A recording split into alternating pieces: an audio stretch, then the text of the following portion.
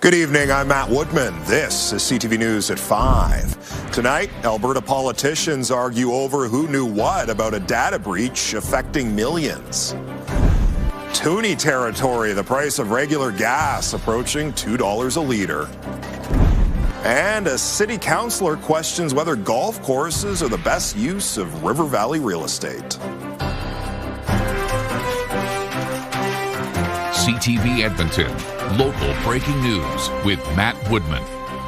A war of words in the legislature today about who knew what regarding a data breach affecting nearly 3 million Albertans. It comes amid calls for a public inquiry into the issue, something the government will not commit to. CTV's Nicole Weisberg has the latest. The minute we knew about this breach, we called the cops. He knew.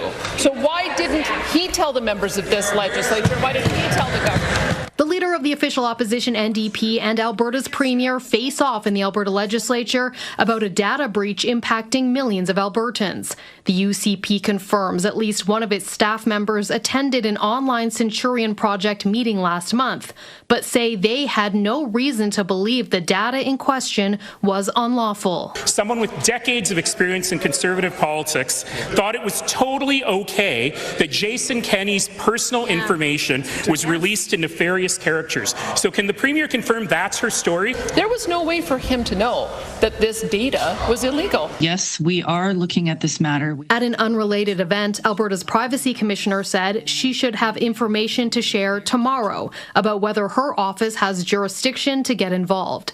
She says since news about the data breach broke, her office has received numerous calls. Well, it's a very serious issue, and Albertans are very concerned. Political scientist Jared Wesley is among those calling for a public inquiry. He says Albertans need answers before any ballots are cast. In the case of Elections Alberta, they've, through no fault of their own, become part of this scandal. And so there are questions that remain as to what they knew, when they knew it. All of this and a bunch of other questions remain unanswered and kind of cast a huge cloud of doubt and suspicion around what could be the most important vote that Albertans have cast. The Premier and UCP ministers say they're going to wait for the RCMP and Elections Alberta investigations to conclude before considering their next move. Wesley fears that won't happen before the October referendum. Nicole Weisberg, CTV News, Edmonton. And initially, Naheed Nenshi said UCP President Rob Smith also attended the Centurion Project meeting. The UCP says Rob Smith has never done so. Prime Minister Mark Carney says his government plans to stay the course with Alberta as the push for a separation referendum plays out. To continue to act as we have from the start, which is in the spirit of cooperative federalism, making the country work, making it work for Albertans, making it work for Indigenous peoples, making it work for all Canadians. The group, Stay Free Alberta, says it has collected more than 300,000 signatures in favor of a referendum on separation. That number still needs to be verified by Elections Alberta. The Prime Minister says legal hurdles must be cleared before the referendum question can be put to Albertans. Those laws were created after the Quebec separation referendum in 1995. The Mayor of Wood Buffalo met with Alberta's Transportation Minister today about what happened on Highway 63 during last month's snowstorm. The late April snow dump left hundreds of drivers stranded on the provincial highway. Wood Buffalo Mayor Sandy Bowman says he wants a fulsome investigation. Transportation Minister Devin Dreeshen says better communication is needed. Bowman says his priority is making sure they're ready for next winter before figuring out who will pay for what. We need to make sure that doesn't happen again. Once we get through that, an investigation, have a report for council and the public, then we'll look at who's going to pay the bill. I think how best to be able to put out the information when it comes to those types of snow events coming next winter is going to be good work. Dreeshen and Bowman also spoke about the RM possibly taking over maintenance for the section of Highway 63 that runs through Fort McMurray. Gas prices are reaching new highs in Edmonton. Several gas stations are selling regular fuel for nearly $1.90 a litre. Premium and diesel prices are about 10 cents higher. That's without the federal gas tax, which would mean even higher prices. One economist says drivers wondering if there will be any stability soon or out of luck. Moshe Lander says prices will go up and down depending on the U.S. and Iranian administrations. He says it doesn't matter. Alberta is an oil and gas-rich province because prices are fueled by global forces. If there's a deal to be had, the price will come down. If there's not a deal to be had, that price will continue to go up, especially as we head into nicer weather and everybody wants to get in their car and go somewhere. Don't forget that we're a few weeks away from the first long weekend of the spring-summer season, so we're going to probably see prices rise merely because of that, regardless of what's going on elsewhere in the world. Lander says even if the U.S. and Iran come to an agreement, gas prices won't drop overnight. He says it would take months to get back to prices we saw 6 months ago. Police say a total of 9 women say they were sexually assaulted after meeting a man on a dating app. In March, police charged William McMullen with multiple criminal offenses.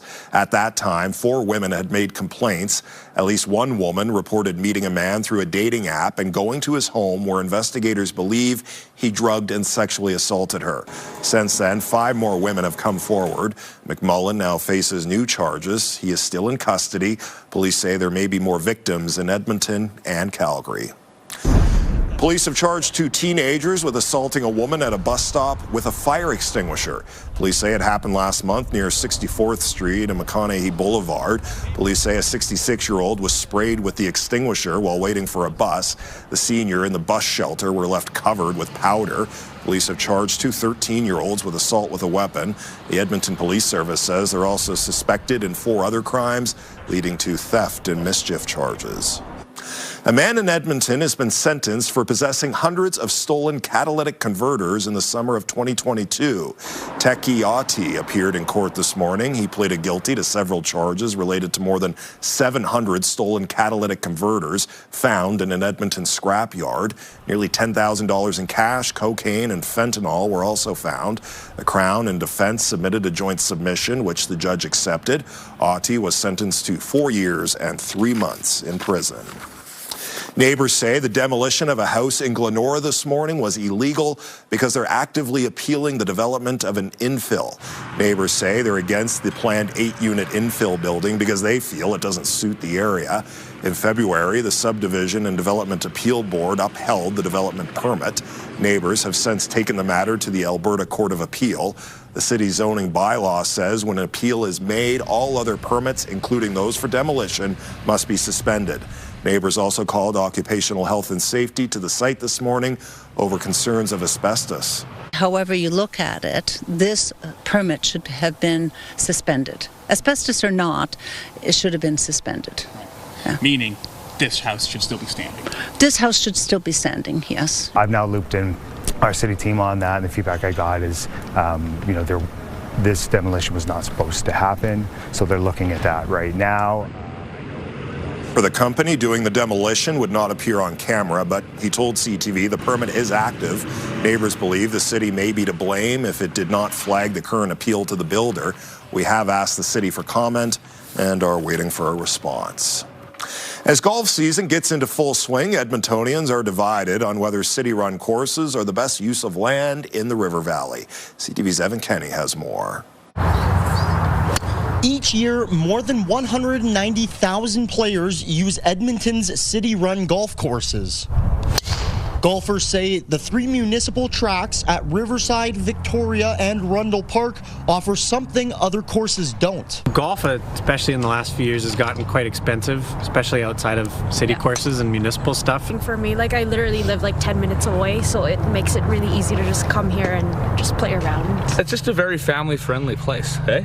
Yeah, it family-friendly, and it's the heart of Edmonton. It's the heartbeat of golf in Edmonton. But other Edmontonians don't feel the same. We have to ask ourselves, is this the best use of land in the River Valley, or should we be doing something else like more park space? Councillor Michael Jans says he's heard from people wanting to change the city's River Valley landscape. We need a long-term strategy that looks at the recreation needs of all Edmontonians. How are we doing for green spaces? How are we doing for soccer fields? How are we doing for dog parks or walkable amenities? Councillor Reed Clark says 2 of the city's courses, Victoria and Rundle, are already mixed-use parks. It's got ball diamonds, it's got the skating rink and the whole park there. When you're golfing there, there's people just going for walks. and just checking it out as much as possible. Clark says these courses are less expensive and more inclusive than many. He'd rather see them celebrated and uses added rather than taken away. I love that they're city run now and they're open to everybody, so I love that side of it and I wouldn't want to lose it, but I'm always open to looking at options. Last year, the 3 courses brought the city nearly $2 million in profits. We're always talking about like expenses and revenue and how do we get more revenue besides just increasing taxes. Jans wants to discuss the future of these sites during upcoming conversations for Council's recreation amenity strategy. Evan Kenny, CTV News, Edmonton. Parkland County says crews have responded to nearly 30 fires since the start of this year. The county says it's monitoring the latest fire near Beaurand Estates for hotspots. It says there is no further danger to the public. The fire was first reported Sunday. The county says there were no reported injuries or buildings lost. The acting fire chief is warning people to respect the fire bans and restrictions that have been put in place, especially during the dry and windy spring season. Josh, it sounds like that dry weather could be coming to an end tonight, potentially a few showers. Yeah, I mean, there's not a lot of moisture coming our way, but maybe a couple scattered showers in the area. And then back to some gusty conditions for tomorrow and Friday. There's your wind right now. It was not bad through the day today, about 10 to 20 kilometers per hour. We got to 20 degrees for a daytime high, currently sitting at 19. So 13 on Monday, 12 yesterday, back above average today, and we should be above average for each of the next 5 to 10 days as a nice little warm pattern shapes up. Warmer for the morning lows as well. It was 3 degrees this morning. Should be somewhere in the 5 to 8 degree range for the next couple of mornings. So what it looks like outside with the CTV drone. We had some sunshine to start the day, and now the cloud cover has rolled in through this afternoon, and that actually looks a little more ominous from the drone than it does from the ground. But those clouds certainly rolled in and will stick with us for the rest of this evening. Here's where you have rain right now. You get some showers off to the north, a little bit here in the northeast. Most of it, as expected, has been in western parts of the province. And all of this, even some lightning strikes earlier today, all of that from Drayton Valley South will miss the Edmonton area. This will slide past the Edmonton region. This stuff here maybe comes through mid this evening, but it's still a long ways away. So about a 30% chance that in your backyard you see a few showers scattered in nature through this evening. 16 degrees at 9 p.m. We'll drop to about 8 degrees tomorrow morning, and then partly cloudy, gusty, and a high of 21 or 22 tomorrow afternoon. Full look at the 5-day in just a couple minutes. All right, Josh, thank you. Coming up next on CTV News, how a local team is closing the gap when it comes to medical help for menopause. This is a big deal. Every single woman on the planet is going to go through it. Programming brought to you by Alberta iGaming Corporation. For integrity, for fun, for Alberta. Programming brought to you by James H. Brown Injury Lawyers, the heavy hitters of injury law.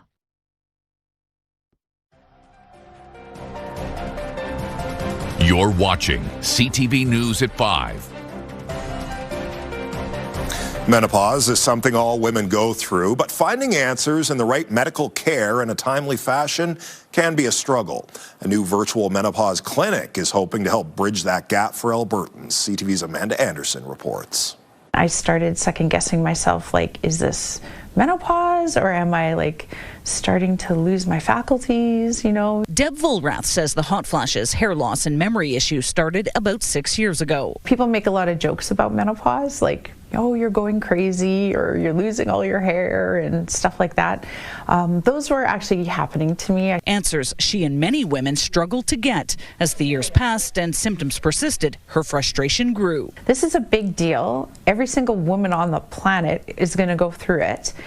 And it seems like this big black box that no one talks about. There's over 34 validated symptoms of menopause. Dr. Nesha Yüksel says on average, women go through perimenopause and menopause for 7 to 8 years, sometimes longer. How it impacts each woman can vary. It depends on how much they're affected by those hormone fluctuations.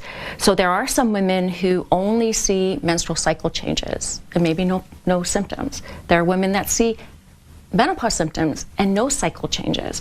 And there are women that see both. She says there are very few specialized menopause clinics in Canada, and the wait to get in can be long. It's why she's part of a local team behind Effica, a virtual menopause clinic. We're helping you make sense of your symptoms, what's happening.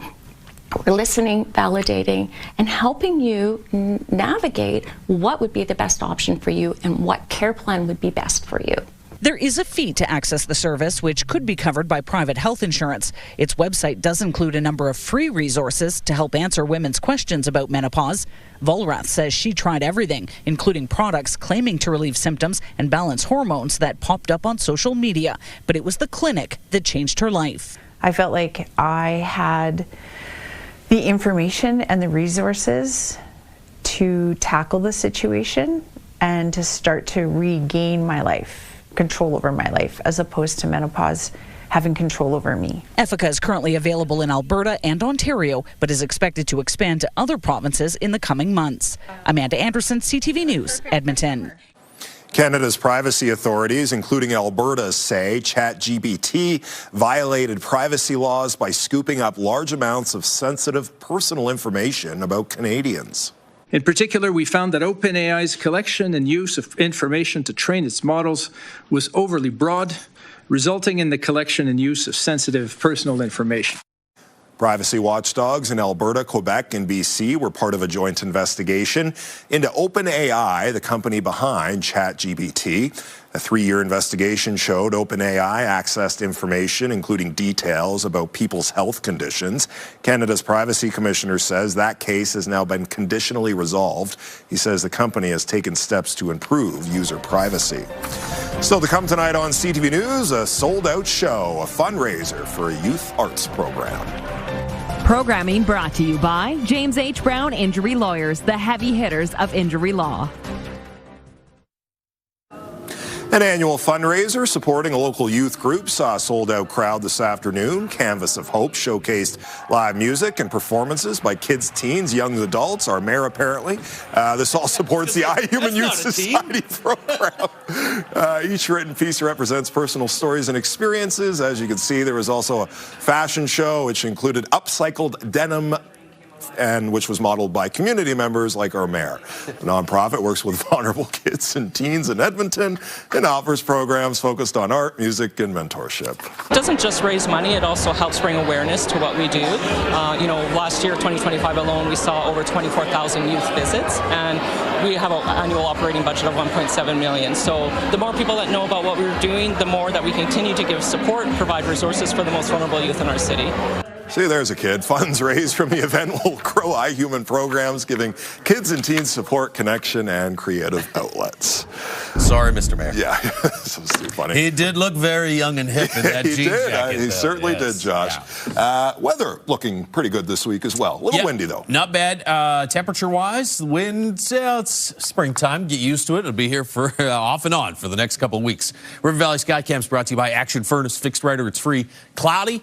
We're at 19 degrees right now. We get to 19.7 within the last hour and a half. That's going to go down as the daytime high for today. So we'll round that up to 20. 20s in Grand Prairie and Jasper. You got mid-teens here, Fort McMurray and Cold Lake. A little bit cooler there in Lloydminster at 13 degrees. It's a trough of low pressure that's developed in through the lee of the Rockies. That's going to move off to the east.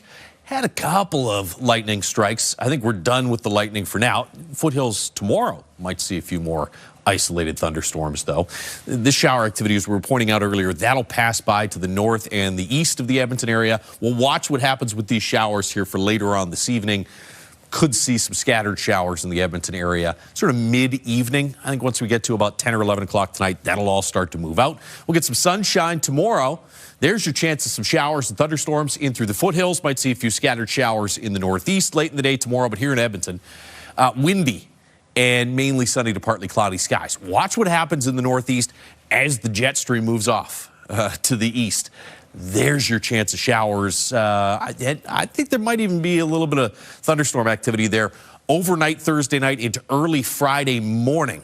Could even see some wet flurries on the backside of that chance of showers in parts of the northeast early Friday morning. Here in the Edmonton area, We'll be in a cool and brisk northerly flow, so about 21 or 22 tomorrow, and then back to about 18 for a daytime high Friday. Still above average. 2 in Fort McMurray tomorrow, should be around 8 degrees here in the city. 7 for Grand Prairie and 6 in Red Deer. Low 20s, Grand Prairie and Edson tomorrow. High teens in Fort McMurray. Then that chance of some showers tomorrow night. 18 for Lloydminster and highs of about 20 in Red Deer and Jasper. You get some clouds in the morning and then some sunshine breaking through the clouds later in the day. Temperatures this evening with a chance of some scattered showers around 8 or 9 o'clock tonight into the mid-teens. Holding steady at about 8 degrees for a morning low tomorrow. That cloud cover overnight tonight should keep things nice and insulated and way above zero for a morning low. Turns gusty by about lunchtime tomorrow. Gusts will be 30 to 40 kilometers per hour through the afternoon, and we'll get to 21, maybe 22 for a high tomorrow. So a little bit warmer than today. May not feel as nice as today because of the wind. Friday, partly cloudy. 18 and again gusting to about 40 kilometers per hour, and then 19 Saturday with some increasing cloud late in the day. This does not look like heavy, steady rain for Mother's Day. Mix of sun and cloud, chance of a few scattered showers. Nice and warm, 22 on Sunday, and you'll see in the 10-day forecast. Temperatures stay somewhere in the 17 to 23 degree range right through the next 10 days, which would be around or above average for the next week and a half. All right, Josh, thank you. Stats Canada says home ownership rates have been declining for 15 years. A new Stats Canada report is called Millennials in the Housing Market. It examines living arrangements across 3 generations. In 2021, fewer than half of millennials owned a home. That's about 6% less than Generation X or baby boomers when they were the same age. About 1 in 6 millennials also lived with at least one parent, about twice as many as baby boomers when they were the same age. When we return, coming together to lift up Indigenous innovation and business. CTV News at 5 continues.